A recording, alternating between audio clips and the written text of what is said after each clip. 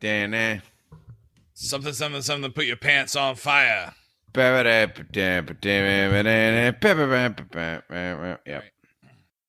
Remember when we first met John McClane? Argyle picked him up from the plane and took him down the Nakatomi Tower at the Christmas party. And the terrorists were overzealous, but it was sweet when they killed Ellis.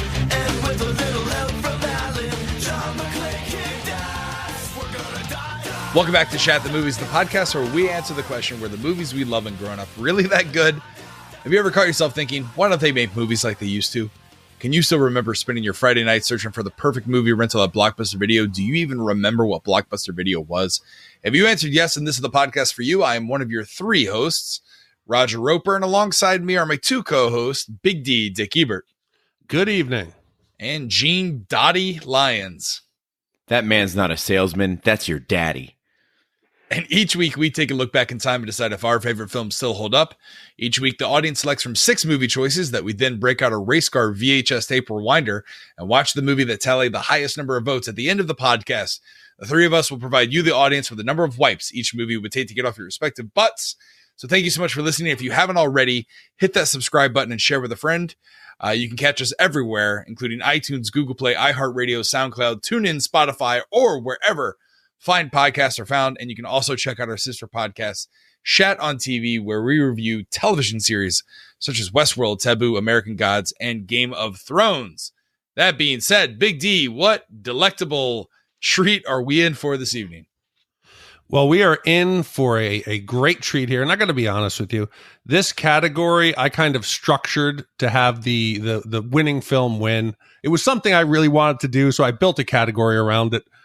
And the category was natural disasters. We had over 1,500 votes. In last place was Volcano, then Deep Impact, Dante's Peak, Outbreak, Alive, and the winner with 48% and over 700 votes, the 1998 classic Armageddon. Well, Armageddon is a 1998 American science fiction disaster film directed by Michael Bay, produced by Jerry Bruckheimer, and released by Touchstone Pictures. The film follows a group of blue-collar, deep-core drillers sent by NASA to stop a gigantic asteroid on a collision course with Earth. It stars Bruce Willis and an ensemble cast comprising of Ben Affleck, Billy Bob Thornton, Liv Tyler, Owen Wilson, Will Patton, Michael Clark Duncan, Keith David, and Steve Buscemi. Armageddon opened in theaters 2.5 months after the similar asteroid impact film Deep Impact, which starred Tia Leone, Robert Duvall, and Morgan Freeman. Although Armageddon fared better at the box office, astronomers described Deep Impact as being more scientifically accurate. Armageddon was an international box office success despite generally negative reviews from critics, becoming the highest grossing film of 1998 worldwide. Despite its success overseas, Michael Bay did formally apologize for Armageddon. He's on record telling the Miami Herald, "I will apologize for the movie because we had to do the whole filming in 16 weeks. It was a massive undertaking that was not fair to the movie. I would redo the entire third act if I could, but the studio literally took the movie away from us. It was terrible. My visual effects supervisor had a nervous breakdown, so I had to be in charge of that, but the movie did fine." If by fine he means over $550 million worldwide, yeah, I think that's pretty fine. We always ask, where were you, or what are your memories of this movie before we dive in? We'll start with you, Big D. So I vividly remember this movie. I interned at Disney in the summer of 98. So this being a Disney affiliated film, it came out that summer. And they actually had the Armadillo on property at MGM Studios. And it was right in that genre that I love. I love any disaster film. I always have. Anytime you see landmarks destroyed, I love it. Independence Day, Deep Impact, Armageddon, later on, The Day After Tomorrow, even the Volcano movies, Dante Peak or Volcano, the terrible 2012. Love any of those. For some reason, I enjoy seeing cities destroyed. I really do. And this was also memorable for me because it was the first DVD, the actual disc that I ever purchased. And in the military, I can remember watching this multiple times. So it has a place in my heart. This seems like a movie that would be in a bunk in the military. I too remember the summer of 1998 because it was the summer after my high school girlfriend broke up with me, and it devastated me. Like, that's why to this day there's a giant wall around my heart, and I won't let anyone in because Melissa broke my heart. She cheated on me with another guy who worked in the entertainment department at Walt Disney World. So I had to see them that entire summer. So I did whatever any respectable, heartbroken straight male would do who worked in the entertainment department at Walt Disney World, which is to date any available girl there. And I was such a dirtbag. I was a total sleaze. I dated a lot of women that summer. I took one of the girls to see this movie. It was so bad. It was at downtown Disney's Pleasure Island, the West Side. And she cried. Like when Bruce Willis is telling his daughter that it's going to be okay. She's there bawling. It really turned me off. So I stopped seeing her immediately after we had sex that night. So that's what I remember of Armageddon. I hadn't seen this movie since that time. But that's what I remember of it. I mean, to be fair to that girl, I also cried during this movie several times, but for completely different reasons. I cried because people made us watch it. I had never seen Armageddon. The three of us seem to have similar 80s and early 90s viewing habits when it came to movies. We've seen a lot of the same movies. But this is where there is a hard break for me. I'm an adult at this point. It's 1998. And I'm looking at this movie, and I'm like, it's a summer blockbuster, big flag wavy piece of shit. It looks like a big dumb movie. I hate Ben Affleck. And that Aerosmith song, Don't Want to Miss, it is the worst song I've ever heard. I was like, I couldn't even stomach this thing. So for years I've been avoiding it. And I remember, after everyone voted for it, I queued it up on screen. Carrie Gross and I are watching it together. She mercifully fell asleep within like the first 5 minutes. I hit play and I noticed that I go, what is that? 2 hours of, what the hell? Like I thought when you see like a big action movie like this, you're thinking 90 minutes, 2 hours tops. Yeah, no doubt. No doubt. Well, with that being said, Big D, play the trailer. Little Richard, me and you, man. You know what I'm saying? We going to the top, baby. Big time.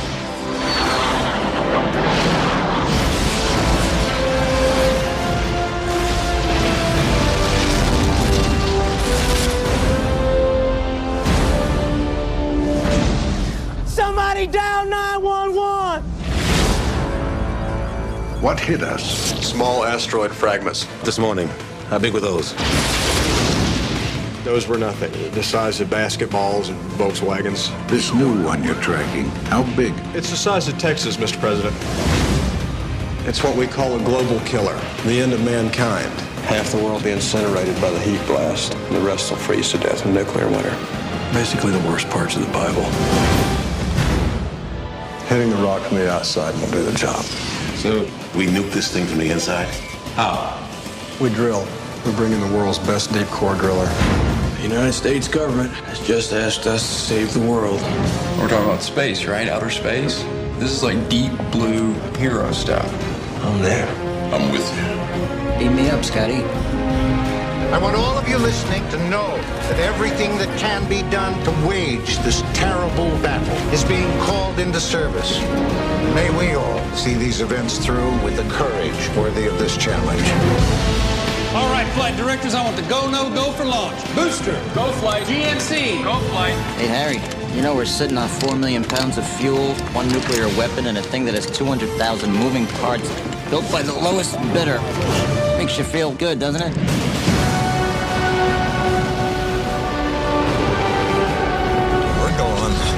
Okay, gentlemen. You're warriors up there. You're already heroes. Just sit back and enjoy the ride. The dreams of an entire planet are focused on the 14 brave souls traveling into the heavens. Astronauts, welcome to space. It's about time. I haven't flown up in about an hour. I'd start praying about right now. Listen, this is a kick-ass ride. Touchstone Pictures presents Bruce Willis, Billy Bob Thornton, Liv Tyler, Ben Affleck, Will Patton, and Steve Buscemi. Just hold on! Go back for the other team! Matt, get in here! You don't have to worry about me and my team. We'll get the job done.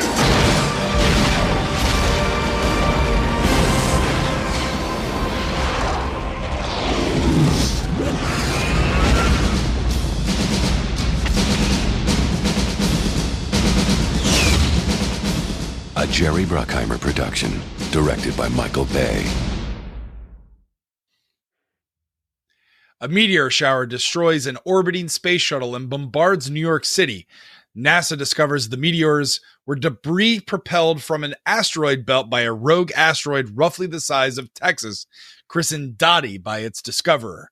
The asteroid will collide with Earth in 18 days, causing a second extinction event. NASA scientists plan to blow the asteroid into two, driving the pieces apart so both will fly past Earth. NASA contacts Harry Stamper, considered the best deep sea oil driller in the entire world. Harry insists that his team will need his full team in order to help execute NASA's plan. Okay, so let's address this, the elephant in the room right out the bat. This movie and science do not see eye to eye, okay? So we're going to address certain things that we found wrong with it, but this movie is so bad that NASA actually uses this with their new recruits.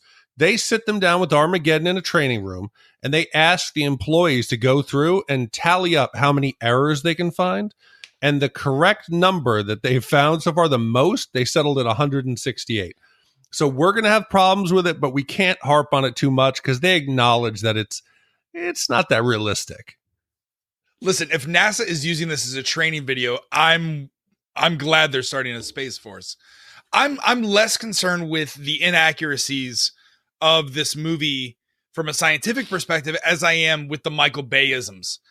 I have been on record multiple times on this podcast saying there is nothing worse than I hate than a Michael Bay film. There's two Michael Bay films that I'll sit through and mildly enjoy. The first one is, and I know you hate this, Big D, but I actually enjoyed 13 Hours. I thought it was going to be politically motivated. I thought it was going to be very skewed. I thought it was going to be like very, propaganda-ish, but it wasn't. It was more about the soldiers, and it was enjoyable. I thought that was fine.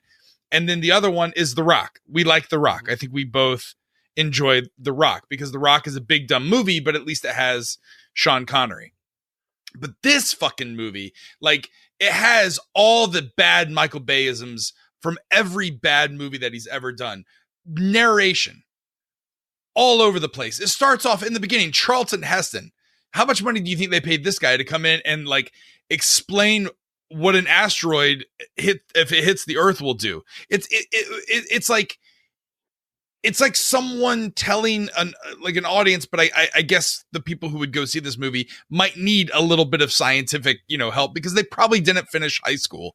Like this, but not only does it stop there, there's every bad stereotype in the world. Why is there always an over-exaggerated stereotypical black guy in a Michael Bay film?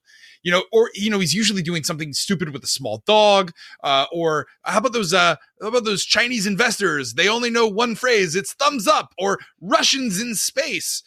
Or how about the scene when there's the dude that comes running through a hall corridor and then bursts into a conference room? Or, hey, it's going to hit in 18 days. Somebody get me a big countdown clock so we can tell the audience, the hours and the minutes that are passing by. Like this, these Michael Bay-isms, like there's just one right after the other. I lost count. I'm sure there's more than 168 though. Raj, I'm amazed with all those Bay-isms you didn't point out potentially the most common one, which is the explosions. Everything in this movie explodes for no reason. There's points where buses are blowing up in New York. They're not even getting hit by anything. They're just blowing up. And at first I was like, wow, those are pretty good explosions. But after about the first 20, they just lose their impact. You're like, it becomes, I started laughing every time something exploded. But listen, normally I hate Michael Bay as much as you guys. I despise the Transformers. There's too much going on screen. You can't focus it. But he is what he is. This is the junk food. This is the ordering Domino's pizza late night. You're not going to expect something of substance. It's like a 2.5 hour, let's just say, military recruitment video or a Ford or Chevy, their pickup truck ad. There's a lot of lens flare, patriotic slow motion, people running, explosions, but it's It's a perfect summer 90s blockbuster movie. No, it is not. It is not a perfect summer movie at all. This is the turning point in American cinema. This is where we, with our dollars, we said it's okay for Michael Bay to make movies like this, or, hey, we want more shit like this. Please shove it down our fucking gullets. Let's not make, movies that, we're past the Pulp Fiction phase. Like this is the unfortunate turn in the artistic culture of America. Yeah. And the other thing is, if something's going to be mindless, it doesn't have to be sexist and misogynistic. And I know right now people are going to say, oh, Gene Lyon's just gone full SJW. Tommy Karan's probably like shitting his pants over on Twitter right now. But here's the thing is that this movie is grossly sexist and misogynistic right off the bat. That the guy who discovers the asteroid names it Dottie after his wife because it's a cold, like, murderous bitch or whatever. He's completely pointless. He's an absolute asshole to his wife. He's yelling at her like she comes to tell him something. He's yelling from his fucking, rigged chair. It's not entertaining. And then Grace, I guess the female protagonist, maybe she's led around the movie with no ambition of her own. All the women in the movie are abused, sexualized, infantilized, and they're just flat characters. What is fantilized? What is that? Infantilized, treated like a baby. Oh, so that's like when the guy, the astronomer who finds it, when he's yelling at Dottie, he's like, "Where's my sandwich?" Isn't that like what he says to her? Doesn't he say, "Where's my sandwich"? No, he says, "Get my phone book. Get my phone book." Fuck that. Grace is supposed to be like some sort of a leading character here, and her dad's like, "You're a little girl. You're with boys. What the fuck? This is a grown. Look at her. She's a grown woman." And then they have one opportunity to make an actual female hero, and that's the co-pilot, Watts, when she's trying to fix the thrusters at the end. And what do? A fucking Russian has to come over and be like, "Get out of the way, woman. Let me hit it with a wrench." But like, she's a fucking NASA pilot, and a Russian is like, bonk. Okay, listen, I can't believe I'm going to be this guy, but I'm going to be it tonight. This movie, yes, it's sexist, but put yourself, it's funny. You have to step.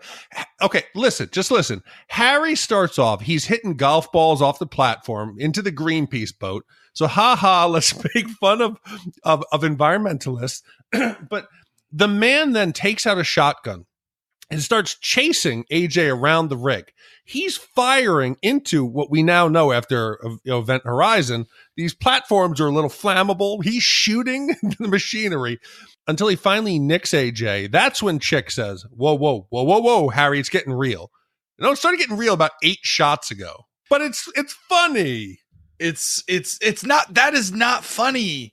It's not, it's such a bad movie trope.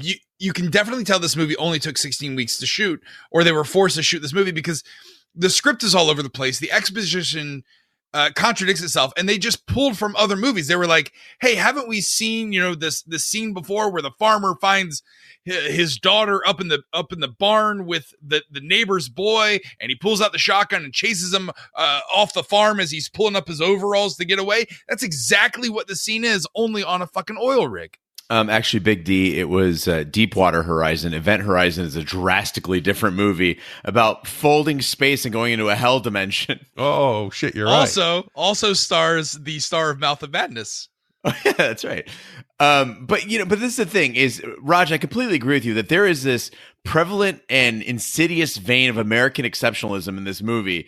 This meteor shower decimates New York, and they're like, well, we got to keep it under wraps. The rest of the world won't figure this out, right? They're just victims. They need our help.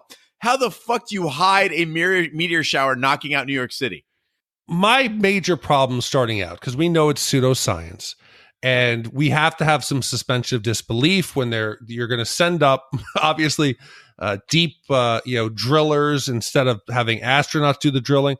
But the comical size of the asteroid, I think, makes the movie so ridiculous. Why did they have to make it the size of Texas? It's way too big. If you have an extinction level asteroid event, it could be much smaller. The Dino Killer, the one that killed all the dinosaurs, was only between 3 to 10 miles long. So why didn't they make this more of a reasonable size, making it all gassy and crystallized and gigantic, and it sounds like a dragon?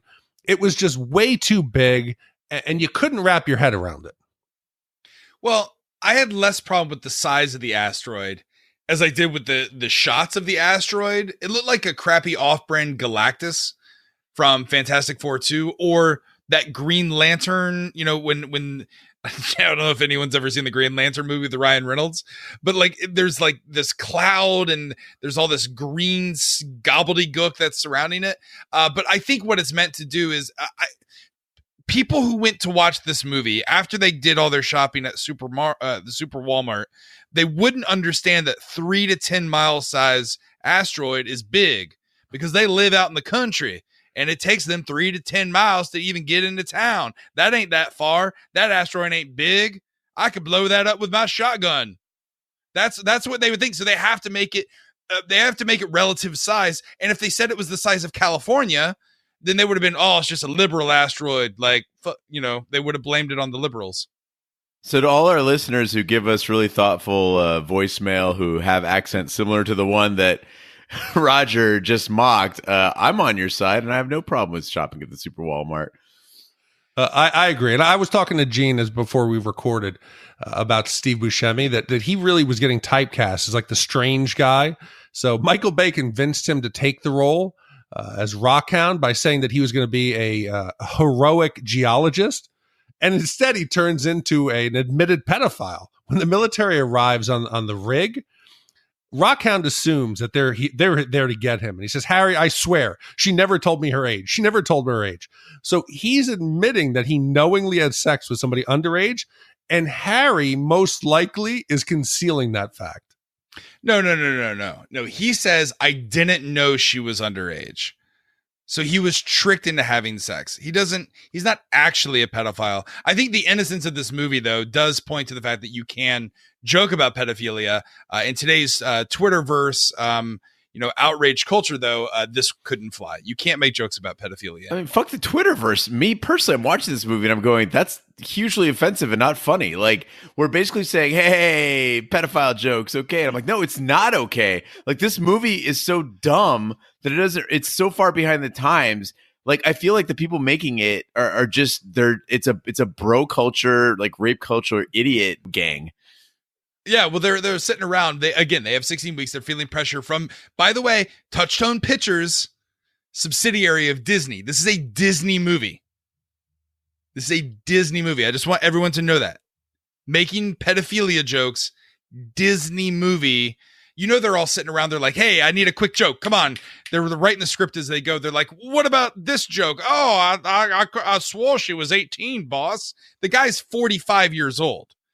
Like, it is cringeworthy, to say the least. But anyway, NASA plans to launch 2 specialized space shuttle orbiters. The shuttles will then refuel at the Russian space station Mir before making a slingshot maneuver to approach the asteroid from behind. NASA trains Harry and his crew while Harry's team re-outfits the Armadillo mobile drillers for the job. During training, mission lead Dan Truman and Harry are skeptical about the abilities of AJ Frost, played by Ben Affleck, a hot-headed drill operator who's been dating Harry's daughter, Grace, against Harry's wishes. Okay, so one of the trademark Michael Bay features of any film is the montage. And this movie has tons of them. But I think in the beginning, like, I love the first half. Until they get into space, I think it's great. And the classic getting the band together, you know, when these rockheads, when they hit land, you know, they scatter. You know, Bear on his Harley, or Chick, you know, gambling in Caesars. I loved it. Owen Wilson on the horse riding with the sunset in the back. It's classic and fun. All these guys have gone home, gotten back in their normal lives. They're chasing them down already. These guys should still be on the fucking rig. Dude, for God's sake, AJ in 24 hours has opened his own business, has a well and a sign. So time flies. Yes. The timeline does not make sense at all. You can tell there were major reshoots. They were like, we don't know how to piece this narrative together. Let's just, overlay a bunch of different narration and then put in some action shots. They won't fucking know. These fucking idiots, they don't give a shit. After all this shooting, somebody looked back in the script and they're like, oh shit, 18 months? Fuck. Yeah. Yeah. But no, you talk about how these are fun montages. These are dumb montages. I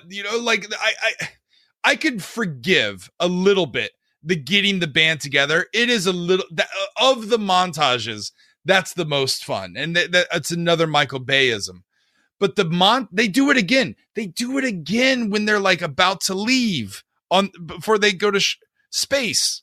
Yeah, I think that montage, the comedy works. If you're talking about the getting the band together works, then also the training and the medical evaluation, that montage I think is hilarious. The humor works. You have Nurse Helga, telling Chick, I just came here to drill. Oh, yep, so did I. Or the interview room with Chick when he's upset about Jethro Tull that people think it's one person. Or the bear getting emotional and crying. That works. Or you have Rockhound comparing his IQ and doing the Rubik's Cube. It's funny. You learn about the characters. And remember, we're not watching a movie that's taking itself too seriously. Okay, so prime example, if you look at, say, the Avengers, like look at Infinity War, right? You can fit comedy into the action and keep the movie moving along. The physicals and the training were basically just there to create a platform for the gags, which was dumb. So again, as I'm watching this movie, I go, they get to set the rules. They're the ones who said less than 3 weeks until the mission. And then these guys are just wasting this time. So they know they're going to send that team up no matter what. Yet they still have the physicals, they have the psych tests, and they're going to let them go anyway. It just seems absolutely ridiculous because I'm sitting there going, clock is fucking ticking. Why are they dicking around? Think of this. You have 18 days. You're going to spend time around a conference room while Bruce Willis explains to you what you're going to fucking do. Couldn't the NASA people, when they pick them up, explain that to them on the way to NASA? They're like, hey, here's the thing. We need you. You're going to be part of this crew. As soon as we get to the office, we're going to take some physicals. We're going to take your medical thing, and then we're going to train you on how to do this. That's what's going to happen. Well, keep in mind, it took 18 hours just to get Harry there. That's before they even started looking for the rest of the group. So we've lost almost a full day. But you needed them there into the conference room so we could get the funny classic scene with the list of demands. Oscar wants, the parking tickets removed. Noonan wants some of his lady friends to become citizens. Chick wants the full week's Emperor's package and Caesar. AJ wants to know who killed Kennedy. Bear wants to stay in the Lincoln bedroom. And of course, they don't want to pay taxes. So if you guys were going to go on this mission, what would you ask for? I would ask for fucking nothing because I care about the fate of the earth. This is what bothers me is nobody's taking this shit seriously. Harry, you want to talk about wasting time? Harry literally says the guys need a night off to remember what they're fighting for. Like, how immature do you have to be to go, you know what? I need a party night with strippers before I remember that I've got to save all of humanity. Nobody's taking this seriously. No, but that leads into my point. Like they were on a 10-hour break, and it seems like they fucking scatter again. Like, where are they going? Like, Steve Buscemi's character is blowing $100,000 from a loan shark at the strip club. This reminded me of my favorite Mark Norman joke. He's like, when my friends go out with the girls at the bar, they always say, "Screw this, let's go to a strip club." I don't get that. That's like going fishing, not catching anything, and saying, "Screw this, let's go to the aquarium." I could never spend $100,000 at a strip club. I mean, how much? I don't know what the going rate is for a sex worker, but I imagine you could probably get at least 2 in one night with $100,000. He's just throwing away money at this club, and then they're getting arrested. Like, what's the most money you've ever blown at a strip club, or what's your limit when you go to strip clubs? I know you're not one for strip clubs, Big D, but Gene, what's the most you've ever blown? No, but hold on, wait, you skipped my question. You never addressed my question. I would obviously blow it on hookers and cocaine. No, I asked, what would you ask for? Hookers and cocaine. Okay, and you could spend $100,000 if you're putting those girls through college. That's what he said his goal was. Astronaute. Yeah, but the point is, like, again, you shouldn't be going to a strip club spending $100,000. That's absolutely ridiculous. Why? Also, how about the fucking kid with the car? Who's his right hand man? What was the character's name? Chick. Is it Chick? Yeah. The guy who has the Louisiana accent. Like, he goes up to go see his ex-wife, right? And this is supposed to be like an emotional moment. Like, he's reconnecting with his ex-wife. And then all of a sudden, this fucking kid pops his head out. What is the kid doing alone on the patio? And then he's like, "Who's he?" "Oh, that's just a salesman. He's nobody." Like, what kind of fucking bad relationship do they have? Like, just tell her that, hey, an asteroid's coming. I'm going to go up to space. I'd like to hug my kid. Just one time. Well, you forget, Raj, he has the stoicism of an Air Force commando. No, listen, Chick's ex, fuck her. You're correct in that. So Chick has obviously done something bad because he shows up and she says, you can't come around here. The court says it confuses him. So basically his son, who's 5 years old, has never seen the father.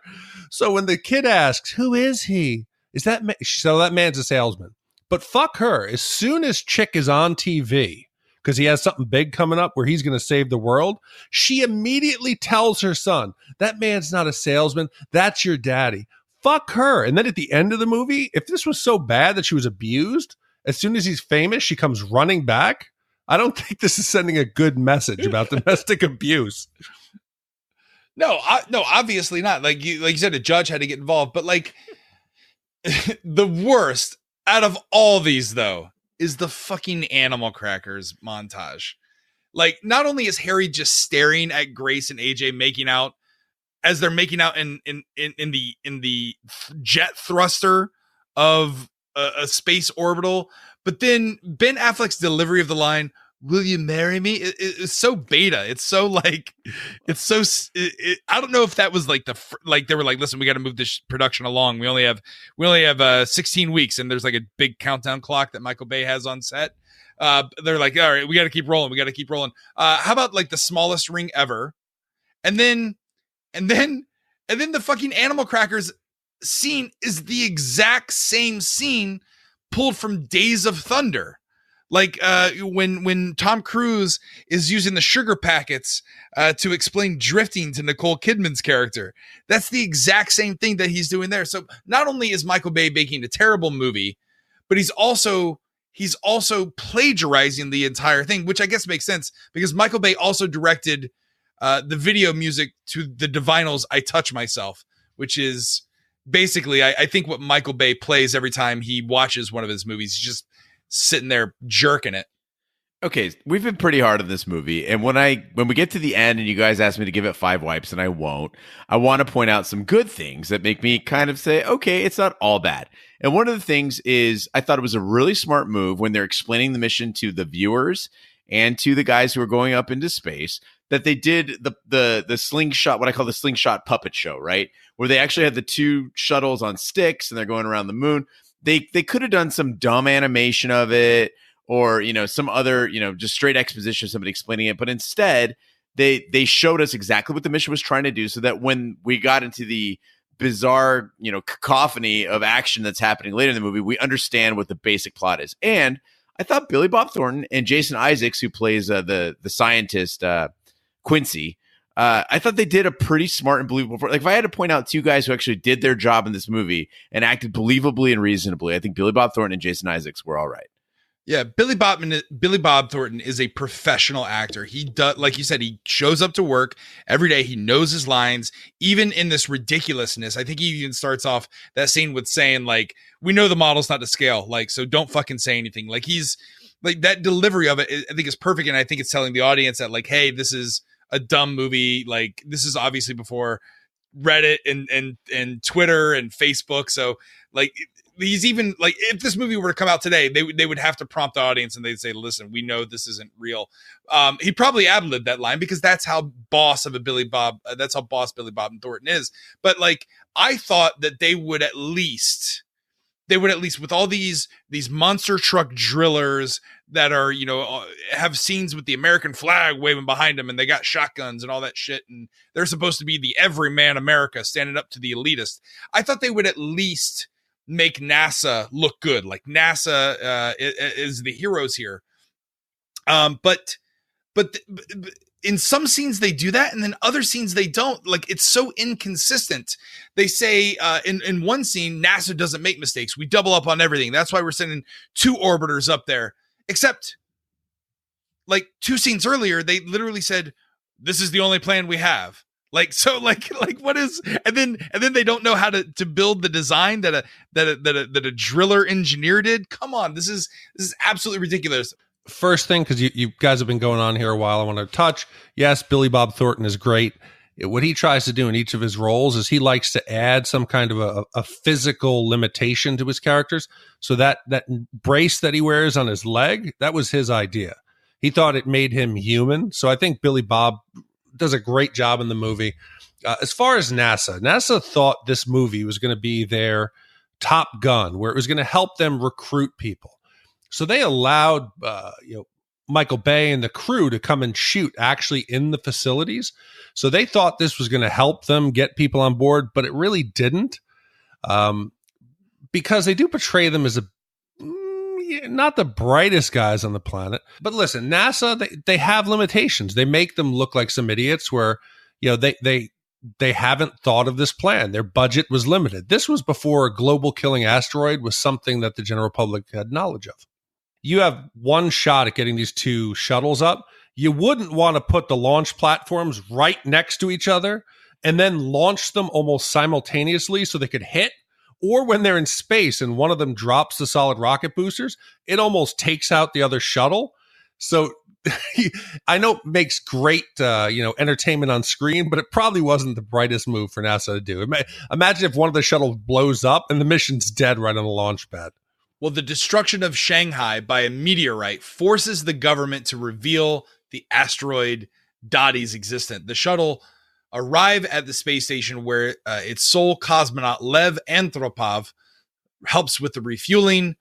A fire breaks out during the fueling process, forcing the crews to evacuate in the shuttles before the station explodes. The shuttles perform the slingshot around the moon as outlined by Billy Bob Thornton's puppet show, but the Independence, which is one of the names of the shuttles, engines are destroyed by trailing debris, and it crash lands onto the asteroid. Grace believes that AJ was killed on the Independence, but unknown to the others, AJ, Lev, and Bear survive the impact and head towards the Freedom, which is the other shuttle, target site in their Armadillo. So, Gene, you had mentioned earlier on that somehow the American government thinks it's a great idea to keep Dottie a secret. So now that it's hit Shanghai and Dottie has gone public, that 50,000 deaths, that blood is on the president's hand. He has to be held accountable for that, right? Yeah, absolutely. I think that this movie continually feeds stereotypes of other nations being lesser than the U.S. You've got the Eastern nations, like China, as being backward. The European nations are like very passive, like the French. But I think the most insulting thing is the wacky Russian on the space station. Like Peter Stormare, I love him. He's great in American Gods. He's great in The Big Lebowski. But this is massively insulting to the cosmonaut program. We're basically saying that our partners in space, the Russians, are silly fur cap wearing weirdos. And they explain he's been up there 18 months by himself, and that's why he's so weird. But there are definite undertones of racism all over the place. No, come on, listen. The worst part is that the rest of the world has to hear the president's address on radio. The rest of the world doesn't have TV. So forget about cosmonauts and space. Radio is the pinnacle of technology for most of the world. No, the most elitist thing is the American. I think it was Billy Bob Thornton's character. He says, well, you have to understand, most of you guys have newer cars than that Russian space station. It's been up there for 11 years. I'm thinking to myself, like, 11 years really isn't that long. Like, it's in space technology, like, that's pretty recent, dude. But crazy cosmonaut Lev, like, there were moments where he was really clever and he's smart and I really love the actor. Like you said, I'm on your side, Gene. But then he says stupid stuff like, I told you not to touch anything, but you are cowboys. Like, he literally showed them a scene before how to touch things. And then says, maybe he has space dementia. I don't know what's going on there. But again, this plot doesn't make any fucking sense. The script is all over the place. It takes you out. It took me out of the movie. You want to talk about shit that doesn't make sense? Big D, you pointed out that the science in this movie doesn't really check out. And I try not to harp on it, but my God, when they hit the asteroid is when things go completely bonkers. First of all, they crash on the asteroid and there's a fire. How is there a fire? Like, there's no oxygen. You're in space. Right. Why is there a fire? Why are there cracked helmets of the dead guys not losing pressure? The blood's not coming off their faces. How are the shuttles moving like fighter jets? Like, there's no atmosphere. How are they maneuvering with their flaps? At this point, like, what the fuck is this movie? Why does the asteroid look like Superman's Fortress of Solitude? Because it's icy. Why are there spikes all over it? It's scary. It's coming to attack the Earth. It's a villain. It's a living and breathing thing. You guys are taking this too seriously. I agree. The entire space station scene is ridiculous and you didn't need it. The only reason to do it was to get the Russian cosmonaut onto the shuttle. If you cut out this entire ridiculous scene, the movie's about 10 minutes shorter, and you could have focused on the asteroid. So I agree it could have been done away with. Right. But this movie is a victim of their own rules it sets up. They could say, oh, when you come around the moon, you're going to be pulling 4Gs or 5Gs. But no, they have to go over the top. Texas-sized asteroid, 10 Gs you're pulling for 11 minutes or something like that. No helmets on. So I looked into it. If a human sustains a G-force of 6 for even a few seconds, they're going to go temporarily blind. They're going to go unconscious. These guys have their helmets on and they're talking to each other, going around the moon at 10 Gs.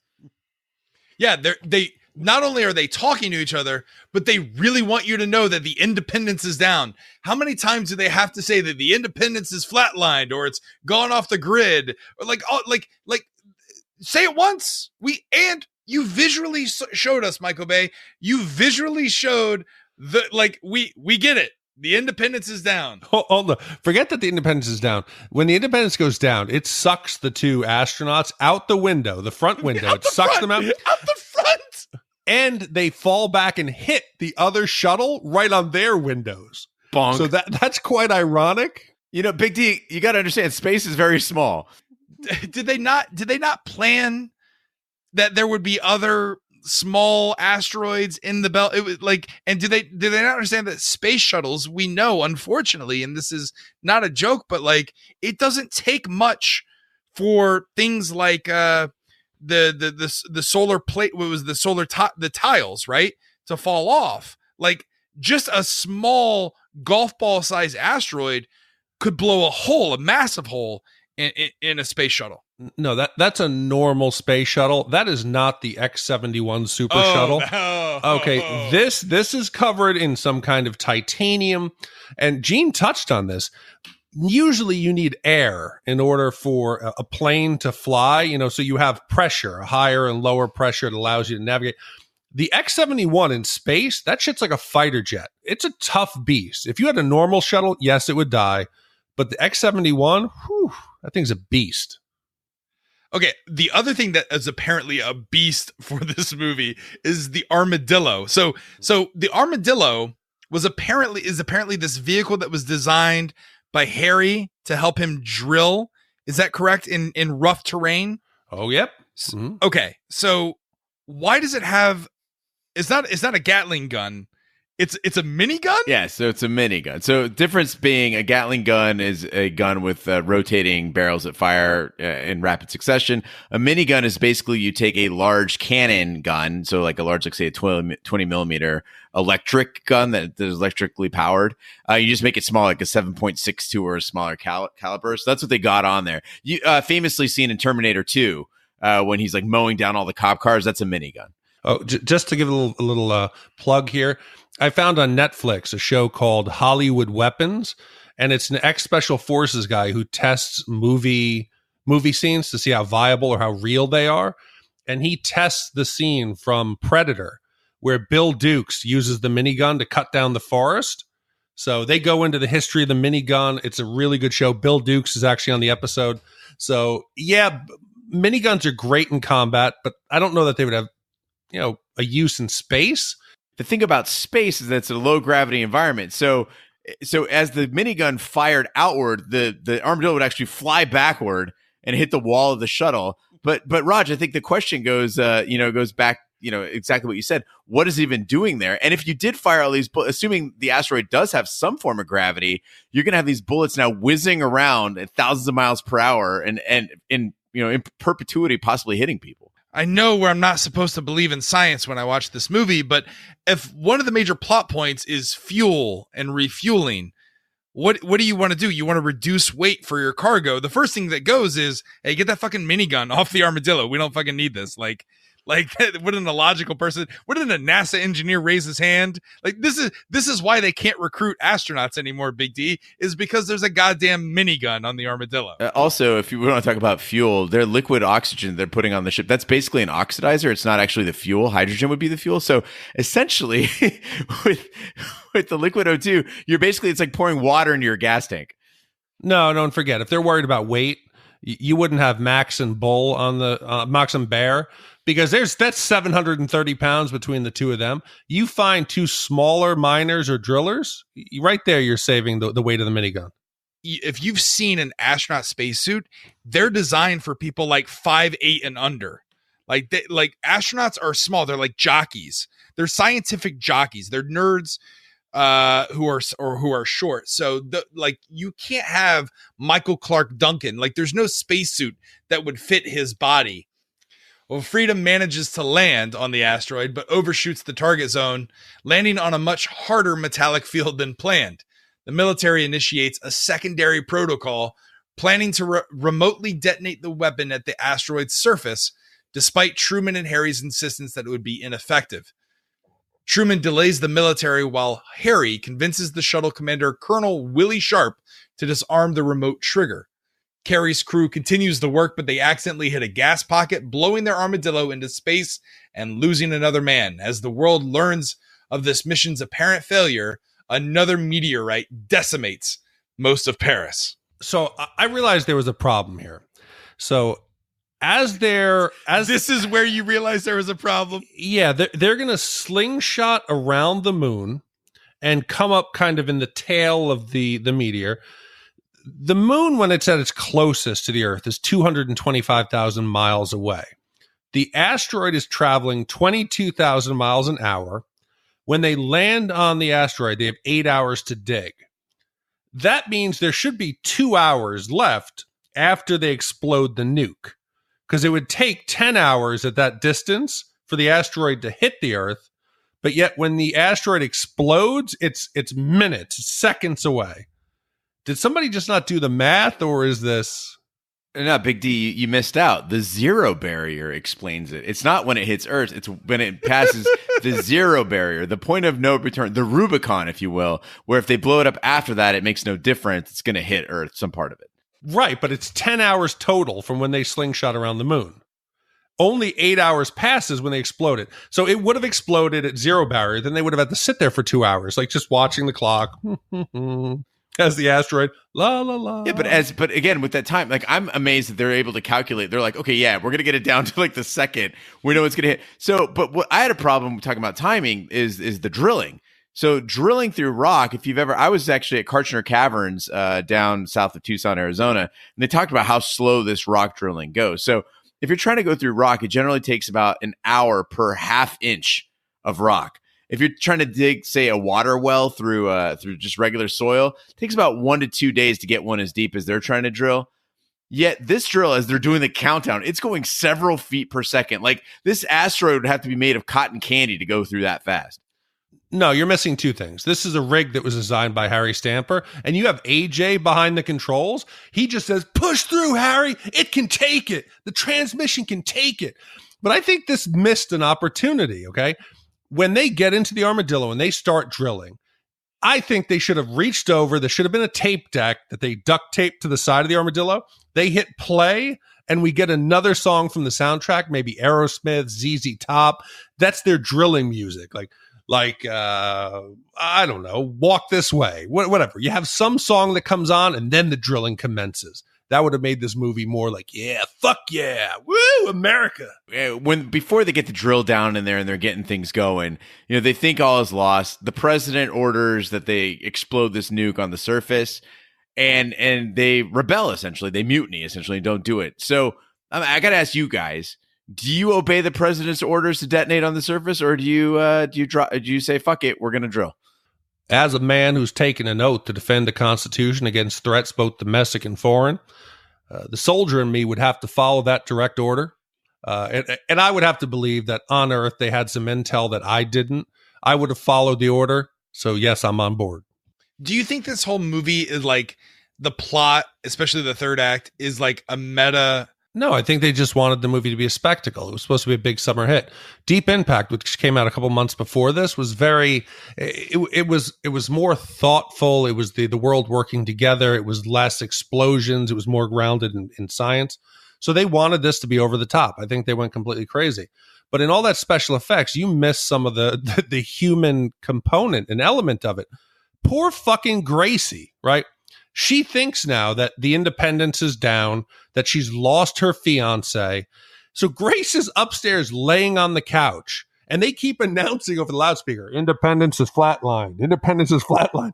Grace is on the couch crying. How come nobody's in there to console her? She possibly just lost the love of her life. Well, probably because Grace shouldn't fucking be there in the first place. What is she doing? She's not helping in any goddamn way. Why is she even there? Go do something. It's your last day on Earth. Go do something fun. Also, why is society still functioning at this time? Like, the world's going to end. I got to agree with you there. I'm sorry. I'm a realist. If people knew there was 8 hours left, the fucking world would turn into like the worst parts of the Bible, like they say. Cats and dogs living together. All seems lost until Independence's Armadillo arrives. With AJ at the controls, they reach the required depth for the bomb. However, flying debris from the asteroid damages the triggering device, requiring someone to stay behind to manually detonate the nuclear bomb. The crew draw straws, and AJ is selected. As he and Harry exit the airlock, Harry rips off AJ's air hose and shoves him back inside, telling him that he is the son Harry never had, and gives his blessing to marry Grace. Harry contacts Grace to bid his final farewell. So one of the problems is the length of this movie. It's 2.5 hours. You could have shaved off time, like I said before, cutting the space station scene. And here, I think there was another missed opportunity. That ridiculous Dukes of Hazzard moon jump in the Armadillo, that was unnecessary. You didn't need that. And then they have to compound it by having the thrusters freeze up, and the cosmonaut goes out there and he's whacking it. And eventually they kick in. He falls off. It's towing him with a hook and cable. What if the movie had instead hidden the fact that AJ had survived?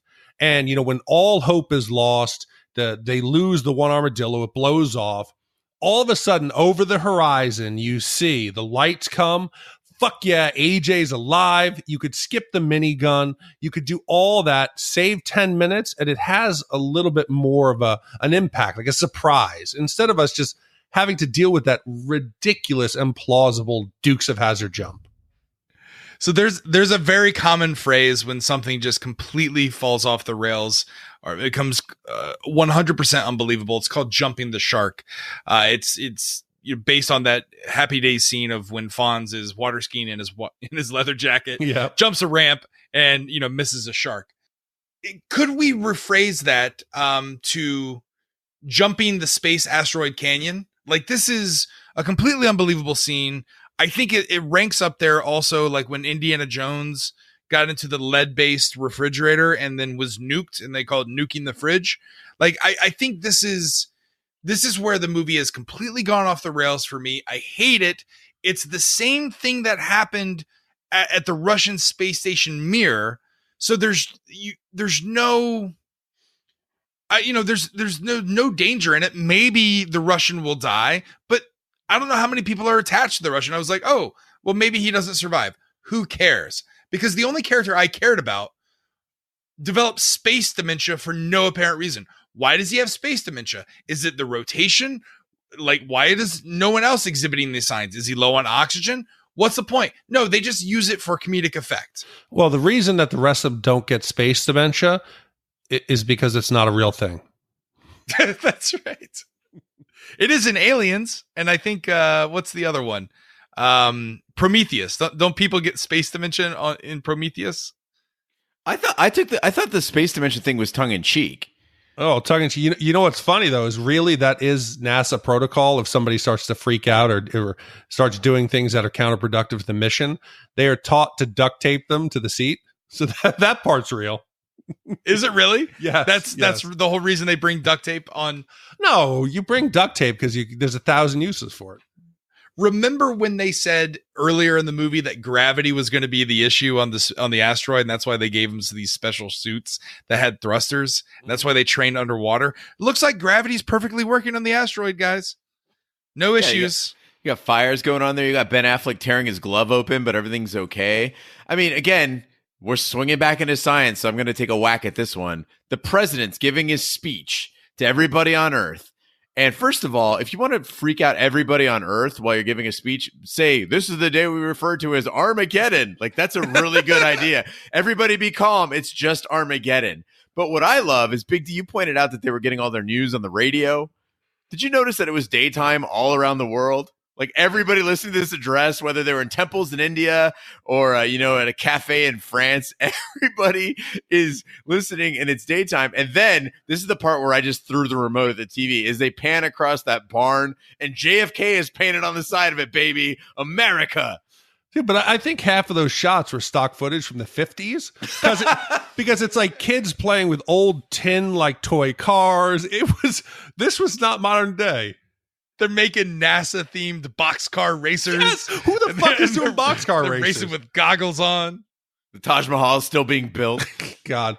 But one of the problems I have is that the whole time that all of this action is going on, the clock is still ticking. We're heading towards zero barrier, right? The crew is just taking their sweet fucking time. They're in no rush. Harry decides he's going to have his goodbye to Grace. The clock is ticking, and he starts going into, I promised I was coming home. And then Grace, who's not the brightest, I don't understand what that means. Why the fuck are you being coy? The clock is ticking. Say, honey, I'm sorry, I'm not going to make it. And I can't get cell service in half of Kissimmee. They got great service on the other side of this bubbling, breathing, frothing asteroid. What kind of service are they using? Well, it had to bounce off a couple of satellites from Italy or wherever. I don't know. I think they were making up countries.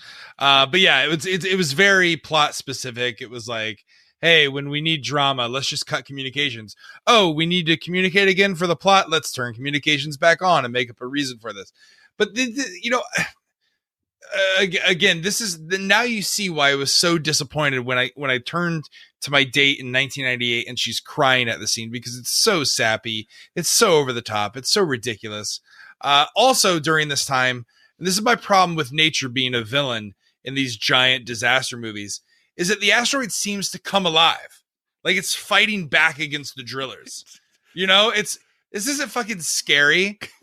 It's a space octopus. It's alive. Yeah, that's right. Think about like other disaster movies. Like they at least compensated for, they at least understood that it can't just be about the disaster. Like The Day After Tomorrow at least inserted some wolves. Titanic had Billy Zane with a gun and, societal class warfare. And Sharknado had at least fucking sharks that were flying out of the tornado. Like, that's better than this schlock that's on my fucking Netflix. No, but Gene and I talked about it in Twister. In Twister, the tornadoes, they have a vendetta. They're going after the extreme. Yeah, they're going after the family. They're hunting after him. They're going directly after him. Yeah. The best disaster movie, a quick plug, Big D, you recommended this movie to me. This came out a few years ago. It's based on the tsunami that hit East Asia. Yeah, the wave. It's called The Impossible. The Impossible. That's a great disaster movie.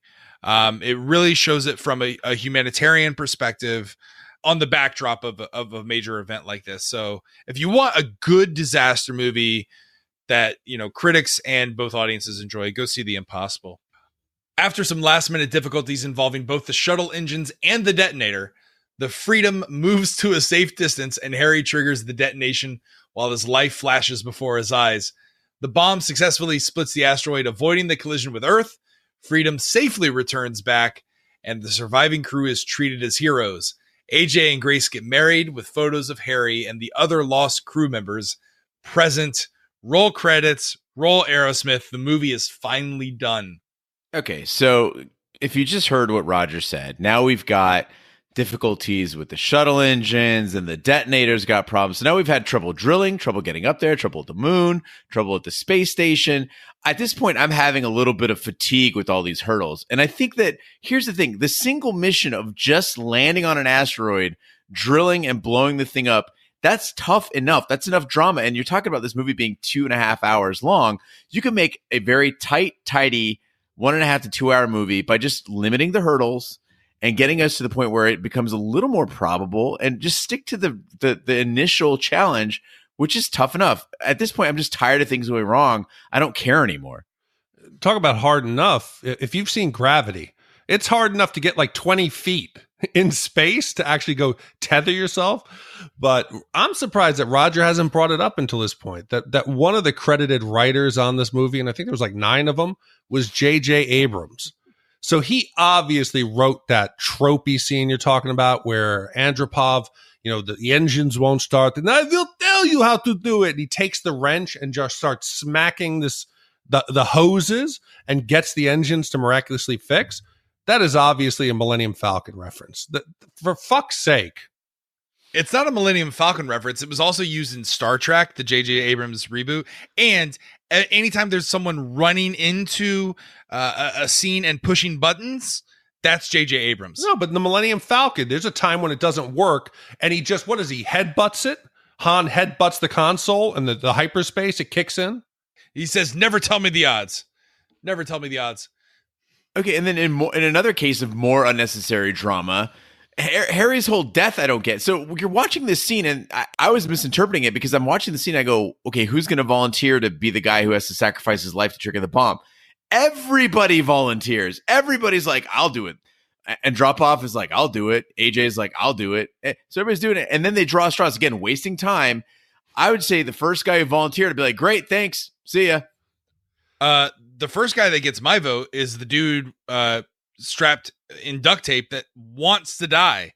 He's like, literally, I want to die. Like, I took out $100,000 loan from a loan shark and blew it on strippers. I don't want to go back to Earth. I'm like, yeah, you make a lot of sense. Yeah, let's leave this guy behind. Also, he's a goddamn pedophile. If anyone deserves to die in a nuclear blast on an asteroid, it's the pedophile who blew $100,000 at the strip club. But you're missing the fact. You need somebody reliable at this point. He's proven himself unreliable. You're not going to leave him behind. What if he decides all of a sudden, I want to ride this thing all the way in? Then you're screwed. So you needed him out of there. But my problem with who's going to blow it up isn't as much a problem as Harry's now left behind on the asteroid. He has one job, detonate the nuke. He is like standing up in the open as shit's flying by.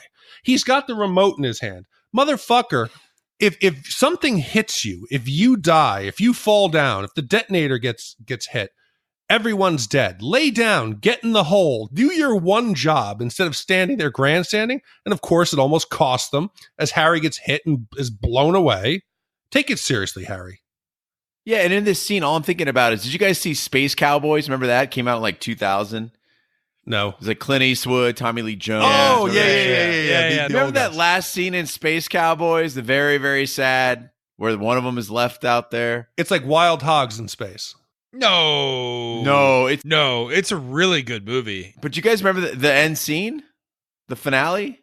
When he's left on the moon alone, and it's a slow death. He's not like, nothing's coming to kill him. He had to be left behind.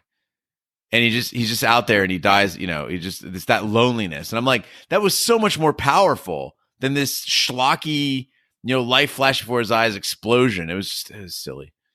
Well, I had to look this up. So this movie came out in 1998, 3 years before this movie, because Space Cowboys came out after this movie. 3 years before this movie, in 1995, you know what movie came out and like crushed it at the theaters? Apollo 13. Apollo 13, 1995, Oscar-winning movie about astronauts stranded in space. Like, they did that very effectively. And then 3 years later, this shit movie comes out. You would expect the opposite. You would expect that Apollo 13 would have like learned its lessons from Armageddon. It did not. Listen. Did Apollo 13 have Gatling guns? Did it have space dementia? Did it have X-71 super shuttles? No. But regardless, in the end, he detonates it. It splits the asteroid in half.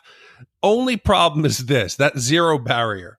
Even if let's just assume that the asteroid is split equally in half, and then it misses the Earth by, they say, 400 miles.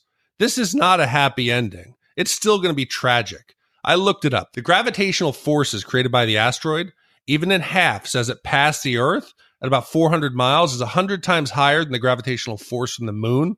This would have caused tidal waves on Earth. And anyone who lives around the Earth in coastal areas, which is most of the population, would have been completely destroyed. This would not have been the happy ending. You still would have lost the majority of the population.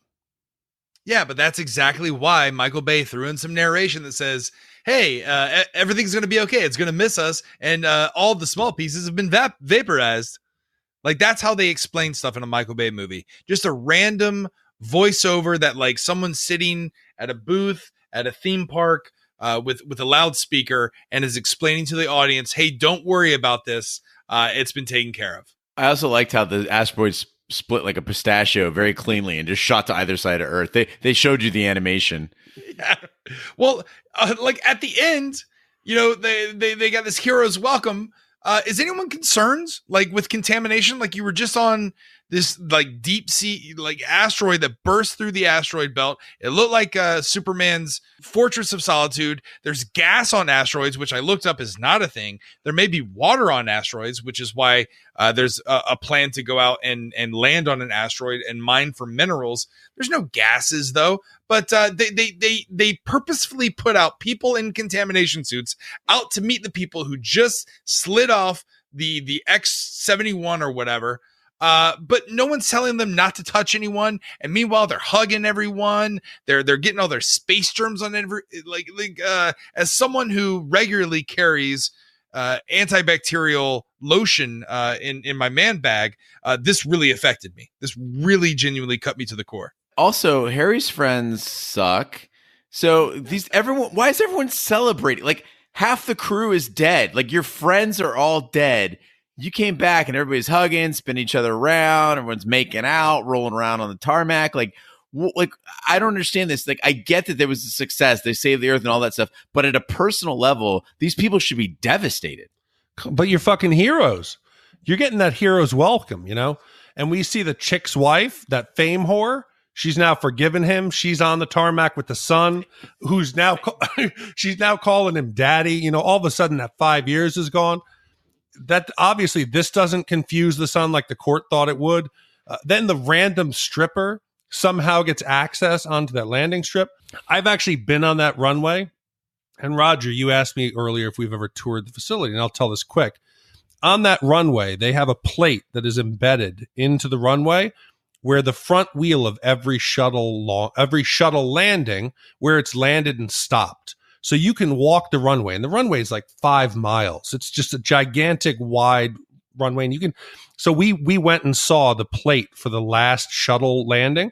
But the company that I work for, we got a behind the scenes VIP tour of the Kennedy Space Center because we do work with them. And me being the dumbass I am, I don't always read signs. So we went to the highly secure facility where they're putting together the new X-71, the crew module. No, they're putting together the crew module for the mission to Mars potentially, or I think it's the test module that they're going to do for that new Delta rocket. I didn't see outside the room that the sign says all electronic devices must be put in this room. This is highly secure, you know, top secret. I go in there and we're taking a tour and seeing them putting this module together in clean suits. And I go to the guy who's with us and say, hey, you mind taking a picture of us? And the guy goes, what the fuck are you doing in here with your telephone? I was like, I don't know. I didn't see the sign. And I was promptly escorted out of the room.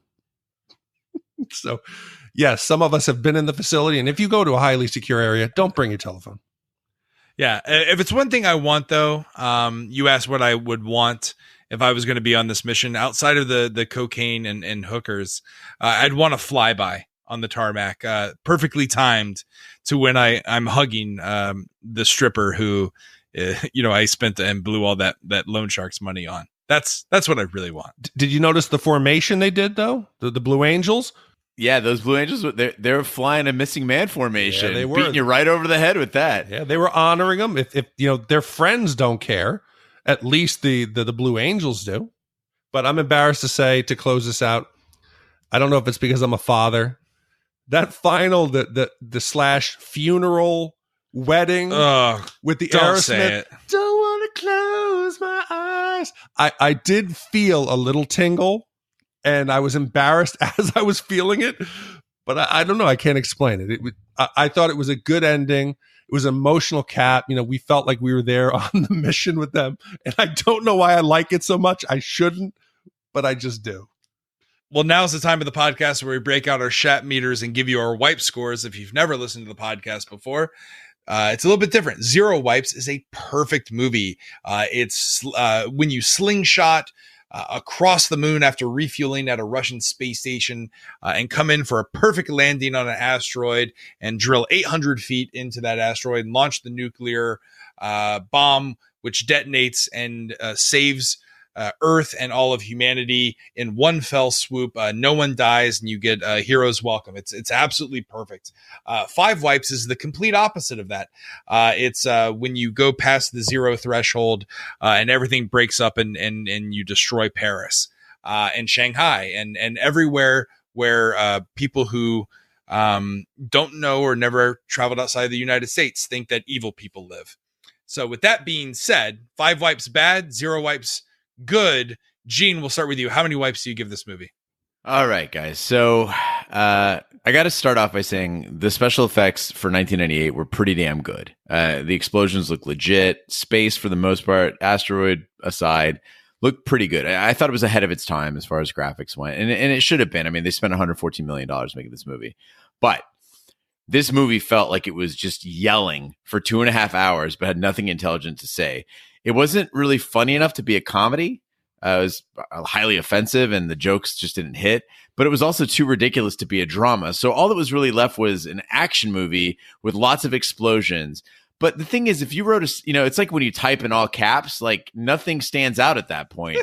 This movie was in all caps. It's a stupid movie made for stupid people. And all I could think about was that if you took this movie and said, you just set it 100 years in the future, right? It's 2098. And then you used all sorts of like imaginary tech. You allowed people to kind of think, what would it be like in the future if we had to deal with an asteroid?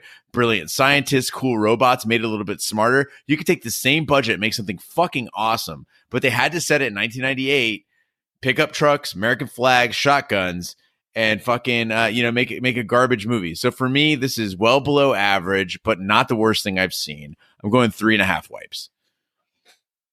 Big D? So I think this is possibly the Citizen Kane in space. I mean, the plot provides drama, comedy, romance, action. The mere thought that humanity could be eradicated set the stage for an emotional roller coaster. The end scenes were great. They were personally satisfying. That all humankind could be brought to tears. You know, I almost cried at the end, as I admitted. And yet the film retains that humorous elements. Was there anybody who didn't laugh, when they strike the deal and say no taxes ever? Finally, the action. No film can possibly top the action sequences in this film. The sequences were massively choreographed. The special effects were stunning. And this might be better than Star Wars. So you actually believe this? No, I don't. Not you trolling us. No, this is me. 100% believe everything you just read. No, this is me trolling you. Okay, thank God. Yeah. No. I think it was fun. We ask, I love the movie. I can't explain why. This is like your Teenage Mutant Ninja Turtles. It's big, it's loud, it's dumb. The first, up until going into space, I love it. I could watch that movie over and over again. The last 2/3, it's long and drags out. It's ridiculous. But I can't lie. It's still fun. We asked, does the movie hold up? This movie never held up in the beginning. It was always a McDonald's value meal. So to that, it holds up to where the same it was in 89. I enjoyed it while watching. Will I watch it again? Yes, but not for a long time. So for me, I got to give it 2.5 wipes. I think it's right in the middle. It's an average movie. The first half is great, but it will always be a 1 wipe movie in my heart. But you're giving it 2.5 wipes, right? Yes, yeah, just 2.5. I want to make sure I I put in the notes I'm giving it 1, but that was just to decoy you a little bit. Gotcha. Geez. All right. Yeah, I'm going to have to agree with Gene here. This movie is terrible in every bullshit Walmart, monster truck, WWE, UFC, NRA, Proud Boys, Harley Davidson, flag cape, freedom fries kind of way. It's bloated with senseless explosions, forced narration to vaguely keep the audience aware of a shitty plot, and it involves story exposition that constantly contradicts himself. The only bright spot was Steve Buscemi and Billy Bob Thornton, and they gave Steve Buscemi space dementia. This movie is a 5 wiper for me. If we went even further on the Shat scale, I would, but it's definitely 5 wipes. It is a mess of a movie, and I never want to watch it again. So with that being said, if we were to add up 3.5, 2.5, and 5, what does that give us, Gene? All right. With that average, it comes to an average of 3.6 repeating on the Shat scale. And Big D, where does that put it in the pantheon of Shat? I think it's right where it belongs. It's now in the 60 spot, tied with Twister, which is another similar movie, and Porky's. It is better than Labyrinth and The Last Starfighter. It is worse than Batman Nightmare on Elm Street. So I think it's pretty good. I've just never had a movie that ranked so close to what I gave it, but then I felt it was so undeserving of that score. I think that's a you question. By the way, if you wear flag capes and you ride Harley Davidsons, no disrespect. Yeah, or if you dress up like an American president and go to soccer matches. You go to soccer match or monster truck rallies or WWE events. I was just painting a picture of ridiculousness because this movie really hammers it home that you American patriotism. Anyway, like in the shittiest of ways, not in like a cool way, like in a xenophobic, racist kind of way. Like in an Air Force way, not in an Army way. All right, now's the time of the podcast where we give our shout outs and tell you what movie we're doing next. Gene, what is a shout out? Shout out is our way of saying thank you for listening to the podcast. If you go to shatthemovies.com and if you go to shatthemovies.com and scroll down through the site, you will see numerous points where you can enter your name for a shout out, and we will read your name on the podcast. Just a few shout outs this week, going out to Karen, J. Fritz Siegel, Michael, Gluteus Daximus, Eric, Brad C., and Just David. Thanks, everyone, for giving us your shout-outs. And if you'd like to hear your name on the podcast, go to shatthemovies.com and put your name in the shout-out box. We also want to give thanks to those individuals who have donated on our website. There's a link where you can donate either to our PayPal or our Venmo. You can also check out the show notes if you want to do that. So big thanks go out to Ashley from Houston, Jordan B, C, Melvin, Brian R, Martin L, Bradley C, and Mac M. Thank you so much for your donation. Regardless of what denomination you give us, every bit helps keep the lights on and helps us provide great content to you, the listeners. So thank you so very much. Big D, what's the next movie category that individuals can expect? So the next category was one that was suggested by Gene Lyons, and it was animal attacks. And we had 1,500 votes. The contestants were Jaws 3D, Monkey Shines, Cujo, Arachnophobia, Anaconda, and Deep Blue Sea. So stay to the trailer if you want to hear about next week's episode. But again, thank you for supporting, listening, and telling your friends. It means a lot to us. So thank you very much. Yeah, if you want to suggest a movie choice, you can email us at our email address, hosts@shatthemovies.com. That concludes this week's episode of Shat the Movies. Be sure to follow us everywhere on social media and share with a friend. We're everywhere, including Twitter, Snapchat, and Instagram. Just search for Shat the Movies.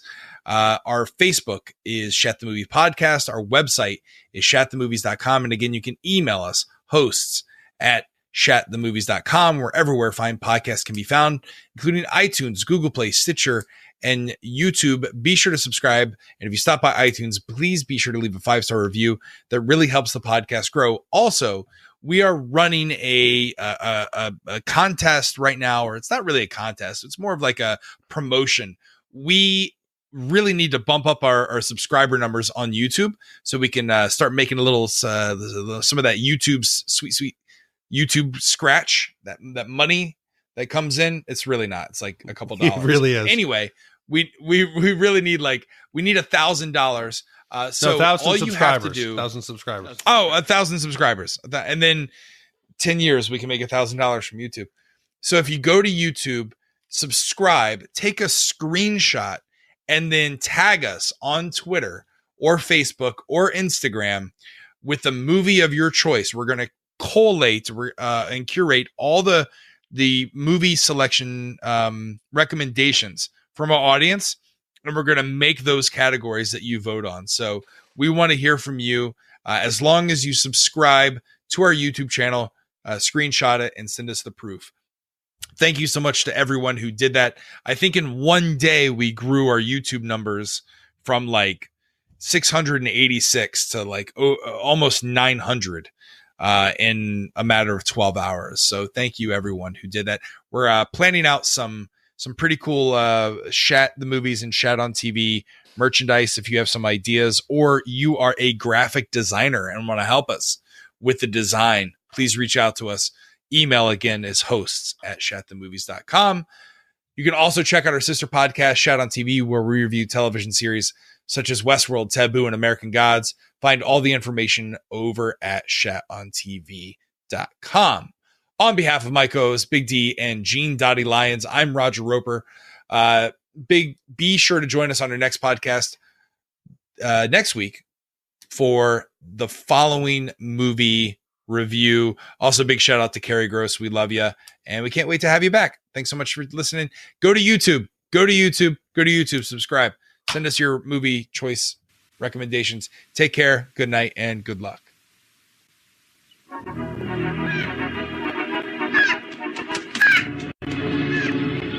The Jennings family has just moved to the small town of Canaima.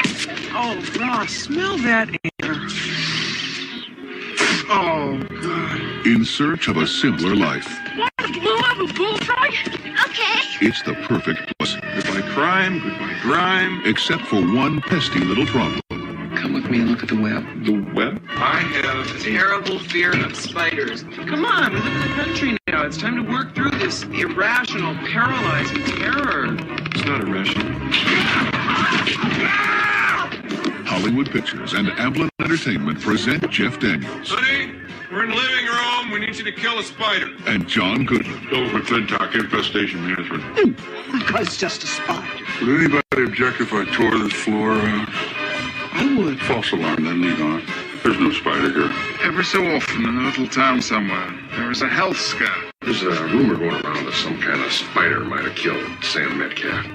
Doubtful. Spiders make convenient culprits. There's no spider here. I think one of your Venezuelan spiders hitched a ride here. There may be some spiders around here that are very dangerous. God, chill out. Just run. They spread out from a central nest in a web-like pattern and dominate the entire... The town is dead. They're caught by private stock.